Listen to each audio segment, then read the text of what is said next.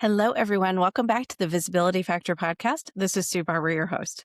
I'm so excited today to bring you my guest, Limor Bergman Gross, who's focused on helping technical leaders, especially women, navigate male-dominated industry. She also has a podcast called From a Woman to a Leader, and I was a guest on her podcast, which will be coming out in the summer. And I'm excited for her to have this conversation with us because I think she has a unique perspective and can share a lot of good ideas for our leaders who are listening. So welcome to the show, Limor. I'd love to have you introduce yourself. Hi, Sue. Pleasure to be here. And hi, everyone. So my name is Limor Bergman Gross.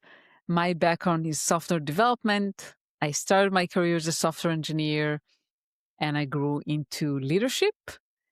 And so I was a manager, senior manager, director of engineering, and along the way, built a family. I have 4 children. I'm married. We moved countries, a lot of adventures along the way. And our last big adventure was when we decided to go back home after 9 years in the US. And home is Israel for us. And then when we decided to go back home, I decided to leave corporate and start a business. And my business is around helping leaders in tech, especially women, as you mentioned, Sue. That's my passion. I want to help more women, not because necessarily only women needs help, because I've been asked that, but because we need to see more women in executive roles. And I see myself as part of that mission. Love that mission.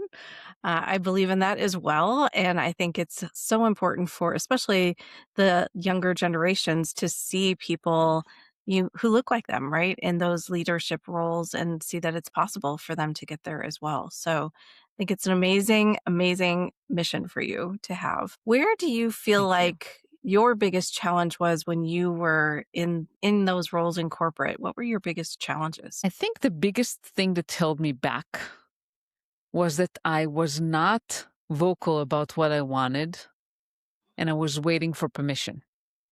I was waiting for someone to notice me and say, "Hey, Limor, great work. Now you're ready for the next whatever challenge maybe." Yeah. I definitely understand that one as well. And where do you think that happens for you? I think it's a combination of probably personality and cultural background, right? I mean, I think in general, and I'm hugely generalizing here, women are more kind of waiting for permission than men. At least that's what I've seen, both of myself and others.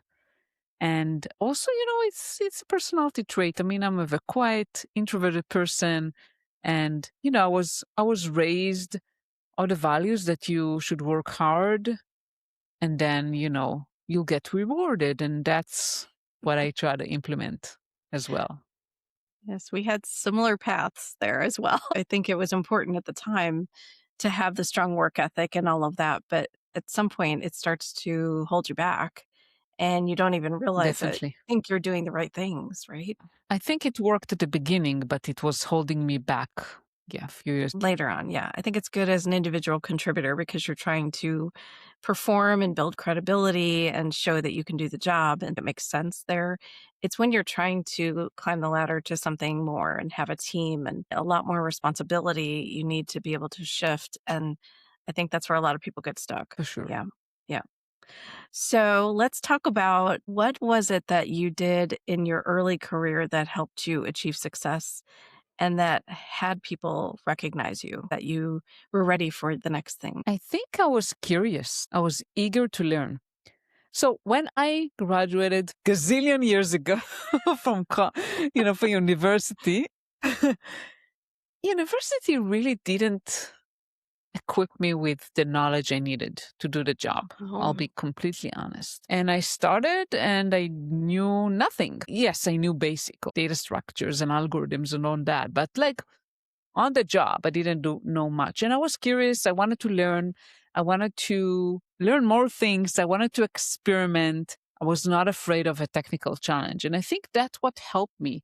And actually, reflecting back then I didn't think myself that way, but reflecting back, I was brave because I was always putting myself in uncomfortable situations, right? With men, only men I worked with. Very smart engineers. Many times they were much more experienced than me, and I wanted to be there. I wanted to be part of that. And I think that's what helped me. Yeah. I mean, curiosity is a great thing, right? I think just being able to ask questions and not be afraid to ask questions and even be able to ask the challenging questions. I think that's sometimes what people almost need permission for is how can I ask a challenging question that doesn't, make me seem rude or make me seem like I'm being difficult, but is a question that needs to be asked. And for myself, that took some time for me to figure it out too, because I was always trying to come up with the perfect question.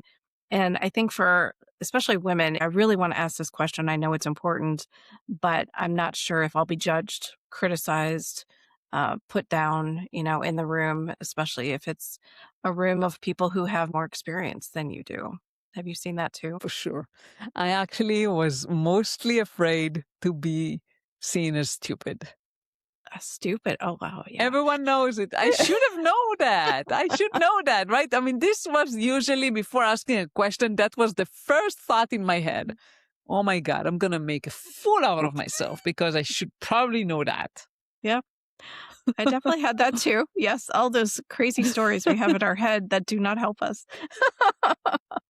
So, what was it that happened? I think there's always a pivotal moment in people's careers where something happens and you start to realize that this isn't working. What was it for you that helped you make that pivot for yourself into something bigger? Yeah, and the pivotal moment for me was actually a promotion, which Oh, sounds kind of weird, right? So I was on a business trip in North Carolina, in Raleigh-Durham area. Have you been there? It's I beautiful. have, yes. And I won't forget it. I got a phone call from my manager at the time, and my manager was very excited to tell me that I was promoted to a staff engineer. And for those of you who are not coming from tech background, like staff engineer is very kind of, senior level. And back then at the company I was working at, it was equivalent to an engineering manager. So you grew as an engineer until at certain point you could either grow in a leadership path or in an individual contributor, like more subject matter expert path. And eventually my manager decided for me that I will grow in the subject matter expert path. And I was excited at first. Yeah, I was promoted, more money, and all that. But I started thinking about it and I said, is this really what I want? Do I see myself staying in this path? And I looked at staff engineers around me, senior staff engineers, distinguished engineers, and I said, that's not who I want to become. That was the moment for me I realized, what have I done wrong? And what do I need to change? Yeah. And so that wasn't a promotion that you put in for then. They just decided for you that this is going to be the thing. Yes. Yes. Wow. Did you have a conversation with your manager saying, this is my career path, this is where I want to go? Never before that. Never. I never said what I wanted. That was the problem. Yeah. Same thing. I think it's really interesting. And that's what I'm trying to help people understand is you do have to advocate for yourself and talk about what you want. And I think the challenge that I've seen, I'd be interested to see from your perspective too, is that they don't have enough clarity and they feel like they have to, I don't know, come up with the perfect role. And sometimes there isn't the perfect role. It's more about what are the things you want to do in a role. I want to lead people. I want to have influence. I want to, make decisions. I want to be at the table, whatever that looks like for you. And I think that is the hesitancy is I don't know what job I want, but I kind of have an idea of what I want to do. And so I'll tell them, like, just start talking about those things. You don't have to have an ideal defined role because sometimes maybe that role doesn't exist yet and you could do it. Yeah. Actually, interesting enough, I had a new client starting today with me. And she told me, she started our conversation with, I want to be a manager. And we ended the conversation with basically a realization that she wants to grow. She wants to expand her impact. She wants to do things that are more challenging, more interesting. Management, maybe, not so sure about that. So I think you're right, Sue. Like, don't be bogged down too much with the title, with the specific role, rather than what excites you, What will challenge look like? What will doing something bigger look like? And yeah, you don't have to name it. You just need to think about what excites you. What are you doing very well? Where are your strengths? What impact do you want to make? Yeah, and that I just don't think that's something that people teach enough. I'll say maybe they may talk about it here and there, but I think for me, being told I wasn't being visible enough was shocking because I thought I was being visible. Thank goodness there are people who are willing to give honest feedback and help people start to navigate that. If you are struggling, ask some questions of yourself and get some Yeah, feedback from other people so that you can make a good decision for yourself. for sure. And I would say, looking back at, I think most of my managers were not really good at giving good feedback. Mhm. Meaning feedback I could actually take action upon, something meaningful. Yeah, you're not visible. I wouldn't consider that a feedback because it's so vague. What does visible mean? What do I need to do in order to be visible? I was told I'm not strategic. Okay, Mm, but what do I need to do in order to be more strategic? What does yeah. strategic, look like? And those things, very few managers actually know how to quantify and to give you a path, to give you Mhm. some direction you can actually execute on. And I think that's the most challenging part. And managers don't do that because they're bad people or mean. It's just sometimes not easy.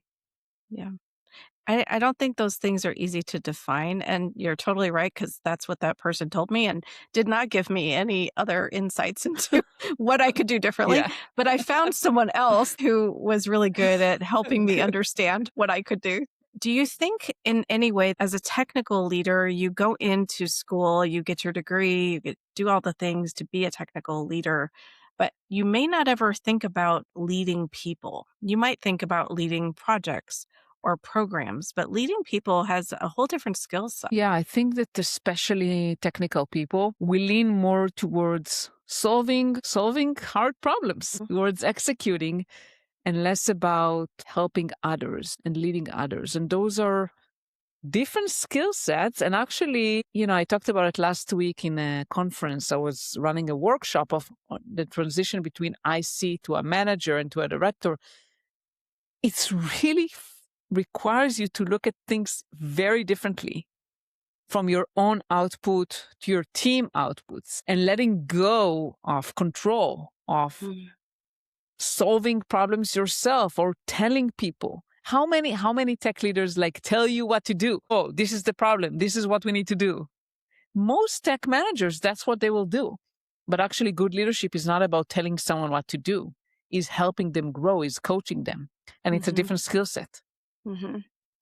In the companies that you've worked with or been in, has that been something that you've seen being implemented for tech leaders to give them those skill sets, or are they kind of on their own? I haven't seen anything structured around that. I think it was whether you either you were lucky enough to have a good manager that has good coaching skills or not. But I did see mentoring, right? I mean, companies Mhm. running mentoring programs. Like you mentioned, like you found eventually someone else who was willing to mentor you. Yeah. Companies invest in coaching. So sometimes I think companies realize that sometimes your manager may not be equipped or maybe too busy sometimes to help you, Mhm. and you need extra support. Yeah. Definitely true in my case. So I was really happy to have, and she was actually in the business side. She wasn't in IT. So I think that also helped. And she had a different Yeah. perspective to offer, which I was really grateful for. So you and I both had these pivotal moments. What do you think is the risk for those leaders who either don't recognize the situation that they're in or they don't know how to get out of it? What do you think the risk is to an organization where leaders are holding themselves back? I think stagnation, just staying stuck, which eventually leads to frustration and motivation issues and lower output. I've Yes. seen people mostly driven by growing and very frustrated when they're not. And no matter how much money you'll put on that, how many, you know, equity, compensation, bonuses, that's not going to fix the problem. That's never going to be the solution. even though a lot of times it's the easiest one to recognize people. But helping someone realize what they are really good at and helping them grow, that's what going to keep them. Because Hmm. people who are growing are going to be happy. They will not want to go anywhere else. Yes. Especially, I think the more recent generations too, they really want to be developed. And I think that is a struggle. I mean, of course, they want compensation. Everybody wants that too. Of But, course, that's a, and yeah, not everybody's driven or motivated by money. And at least for me, I was always like, am I doing something bigger? Am I doing something transformational? Am I getting new opportunities, getting uncomfortable? Even though I didn't always enjoy the uncomfortable situations I was in, I know that those taught me the most because I had to learn how to do something different. And I think that's just an opportunity for all leaders, anyone who's listening who has a team. Are you making them uncomfortable? Are you helping them grow? Are you giving them opportunities to really develop and get in front of other leaders and learn how to communicate in a way that's more strategic and helps people see them and what they have to offer? Or are you jumping in and helping too much and giving them the answers? That's the opportunity for leaders is to let go. And I know that's not easy. I'm saying that in my own experience of yeah. having to let go is not easy, but it is the most important, I think, for leaders who are under you to be able to grow themselves. Sure. And you mentioned the younger generation. So I had an opportunity to lead people in their 20s when I was in my 40s. So it was a generational gap, right? Hmm. And I noticed that they are super ambitious. They look at tenure and authority much differently than we used to, right? At least when I started in the workplace, tenure was a thing, right? It was respected even, and authority was respected. And nowadays it's not, I wouldn't say that it's not respected, but it's not enough. And people are ambitious and they want to be recognized for what they do and for the impact they make, regardless of how many years they're doing a specific role, and they want it faster. So Yes. you really need to work harder in order to keep them interested and engaged. And the tricky part is to also identify what matters to each person, because each person is different Hmm. and each person is going to be excited by something else. Yeah. That was one of the first things I would do when I'd take over a team. I'd meet with each of them and say, what motivates you? Because I think you need to have that in your back pocket and ready to go when you need to motivate them for something in the future. And knowing that helped me with so many things, I think, as well as just understanding them a little bit more, right? That having that people side, I think, helped me so much and helped me maybe set myself apart from other leaders who really only cared about just getting things done, the delivery, the results, the due dates, all that stuff. I'm like, okay, but you've got people here. They're killing themselves for you. Are Yeah, you okay with that? And I think that is a definitely. risk in the tech space because you are often hitting very, I'll say, aggressive timelines. Honestly, I loved when we were about to go into production. When we were about to implement something, I always found that to be pretty exciting. But it's not for everybody. So I just wanted to say that part of the manager job is also to be able to protect their teams and push back on Hmm. unrealistic expectations. And that's another very hard thing to do, because you want to please your leadership, you want to execute, you want to deliver, but sometimes you have to set some boundaries. Yes. And I think that comes back to that challenging questions, but in this case, a challenging opinion, right, of what you need to do. I remember the first time we were letting someone go in the team, and I was asked to take over that project. And I said, I'll do that. But our timeline just extended like 3 to 6 months. I forget what I gave him. I said, that timeline is now moved. So as long as we're all on the same page about that, I'll do it. And he was like, no problem. So, I mean, I think it's just, actually saying that this is what needs to happen for us to have success. Yeah.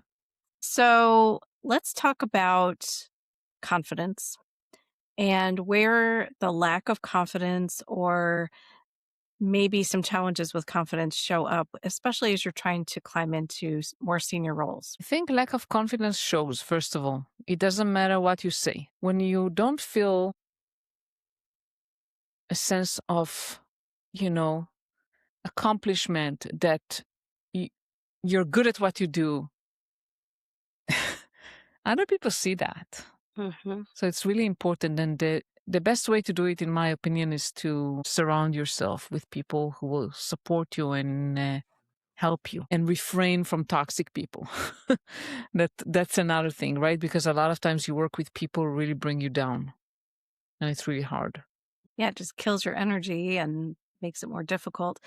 One of the things I've seen, I'm Yeah. curious if you see this too, is around showing up, right? Where you sit in the room, how you have conversations with people, what you say or don't say.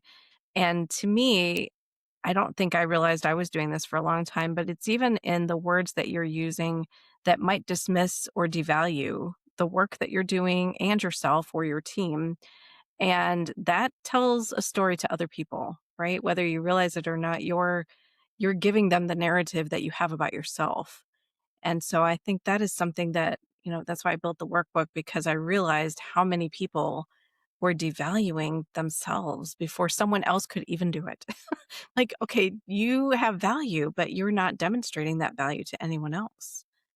How have you seen that play out? Yeah, for sure. So first of all, yeah, as you mentioned, like where you sit, how you sit. I mean, nowadays many people work remote, but True. when you Yes. sit in a meeting room, like taking space, that's like first, right? Sometimes I was sitting, you know how it is? Like sometimes you're trying to come in many people in a conference room, and then you have people sitting, around the table, and there are some people sitting in the back. I was the one in the back usually.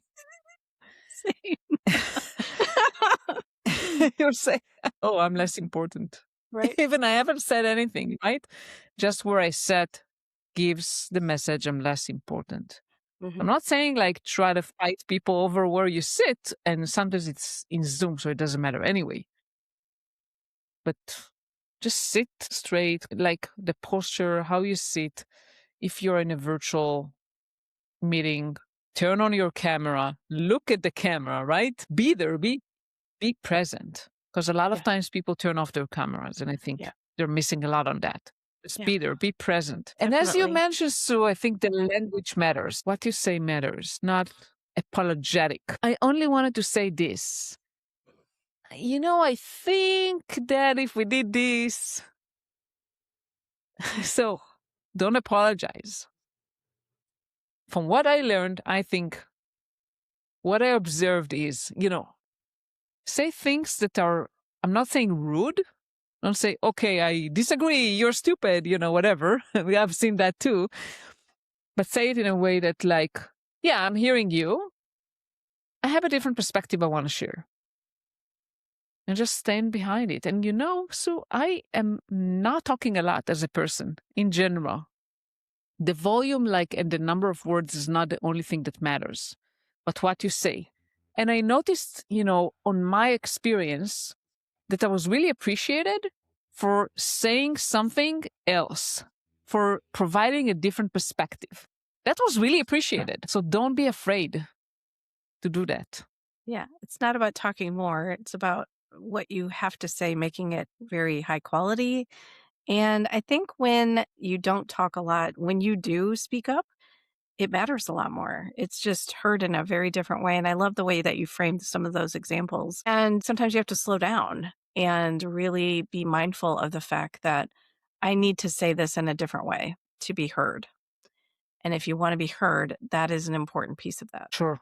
Not Yeah. just be heard, but considered as a relevant voice. Yeah.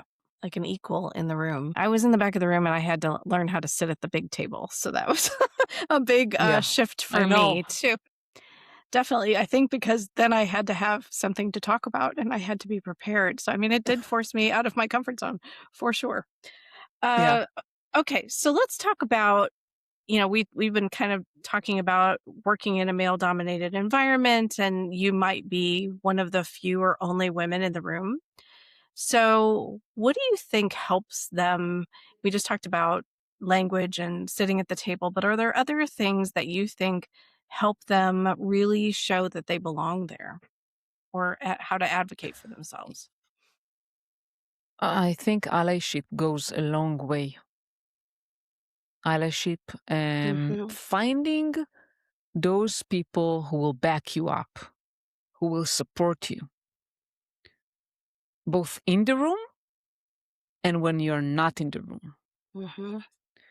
And so, first of all, like having sponsors, I didn't know that they are called sponsors, but I had people who spoke on my behalf several times, right? I mean, I built relationship with people who trusted me, who appreciated me, and they spoke on my behalf. And that caused promotions and, other things, right? Just being considered and appreciated more.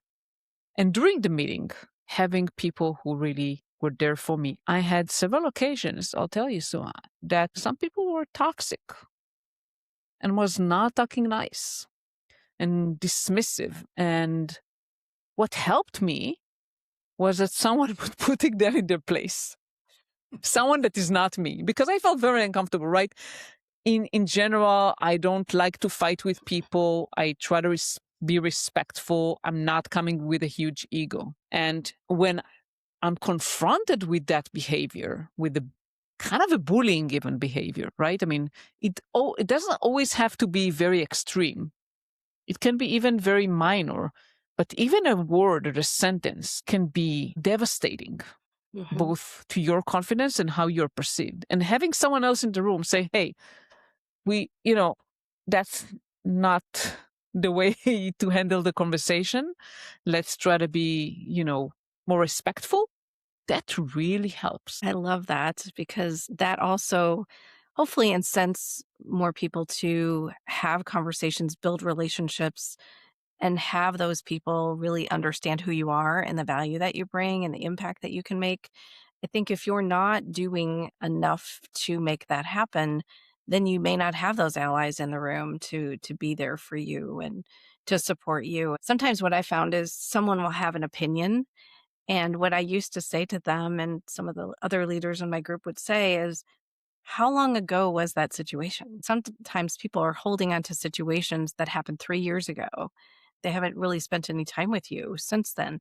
Well, you could have done a whole lot of growth since then, a lot of development, and they're still holding on to a situation that happened 3 years ago that really doesn't even matter anymore in the big scheme of things. So I think it's good to get context too about their opinion and where that happened and how long ago it was. It's fascinating to me how many people hold on to stuff from years ago that is really no longer important. Yeah, I love that. Because a lot of times it's emotional, it's not logical. Hmm. Definitely. So let's think about what would the Limor of now tell the younger Limor that who is starting out in her career. What would you tell yourself? Wow, a lot of things. But probably, probably I would say, first of all, be you. Don't try to be someone else. Don't compare yourself. Be happy with who you are and proud of who you are. And the second thing would be more intentional. Be more intentional about what you want. Spend some time thinking about what you want. Build relationship and externalize what you want to Hmm. your manager. Probably if I did that earlier in my career, things would have been better and I would save myself several years and the heartache that came with it. So, if somebody who is listening to this is feeling a bit overlooked, feeling like no one is listening to them, that they aren't sure what to do next, what advice would you give them? Yeah. First of all, I mean, assess the situation. Why do you feel overlooked? By who? And first, it would be what could you do differently? We need to start with ourselves, right? I mean, are there opportunities to do something else, something better? Like we discussed in this call, right? I mean, is there anything? And then we can look at who do I need to build relationship. It's all about eventually, the impact you make, how you talk about it, who you share it to, and who you build relationship with. and assess, the relationships that you have and those you don't have, and who do you need to work on building stronger bonds with. And how can you do it in a way that is natural, that helps them, that helps the business? Great advice. And is there anything else I didn't ask you about that you generally talk to clients about or that you have seen that would help anyone in the audience who's struggling? The thing that I want to kind of make sure people understand here is that everything that we talked about here requires you to still stay you. Appreciate yourself and love yourself the way you are, because for years, I didn't. I thought that something is wrong with me. I'm so quiet. I'm not as aggressive as everyone else. I'm not as assertive. I was beating myself up a lot. Stop beating yourself up. Appreciate you. Appreciate the qualities you have. Those are actually things that are meaningful and valuable. Couldn't agree more. You just have to start thinking about yourself differently. And then all of these other things will happen as a result of that. But right Yeah. now, if you are like Limor and I, who didn't believe that we belonged or, beat ourselves up for the things that we thought we needed to have and we probably really didn't, I think it's really natural to then show that to other people because that's what you think about yourselves. So I love that advice. Thank you for sharing that. Sure. My pleasure. All right. So we're going to shift into the 4 questions that I ask every guest on the show. So I'm excited to hear your answers. The first one is, what do you think visibility is and why did you answer that way? What I think visibility is making sure that your impact is seen by others, not just by you. Mm-hmm. And I always emphasize impact, not what you do, not the tasks, what impact you make, making sure others understand it and appreciate it. I love the appreciative part too. That's great. What are you doing to be visible? Okay, so I'm working really hard on doing something super uncomfortable, speaking at conferences. So last week I was in Prague. I led a workshop in a conference, in an engineering leadership conference on, I said about the transition between IC to manager. And next week I'm going to give a keynote at a conference in Zurich for DevOps. Super uncomfortable to me. I'll tell you that. Every time I'm giving a talk, I'm anxious. It's not comfortable, but that's the way for me to be visible. Love that. And I totally understand that uncomfortableness as well. I think we have a lot in common, Lord. What is the best leadership or career advice you've received? Trust your instincts.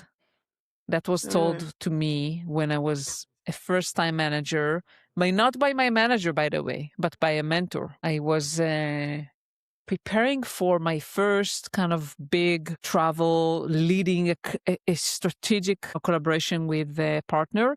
And I had so many self-doubts. And he said, trust your instincts. That was the best advice I got. I'm so glad he told you that. And then the last one is, what is a book you would recommend to the listeners? Wow, there's so many books. If I had to pick one, I would say The Leader Who Had No Title by Robin Sharma. I recommend it a lot because it differentiates between leadership and a role, which I think a lot of people, and especially women, we get too bogged down with the title. A leader can be anyone, even an intern. And I face that personally. I've seen interns who are exercising leadership.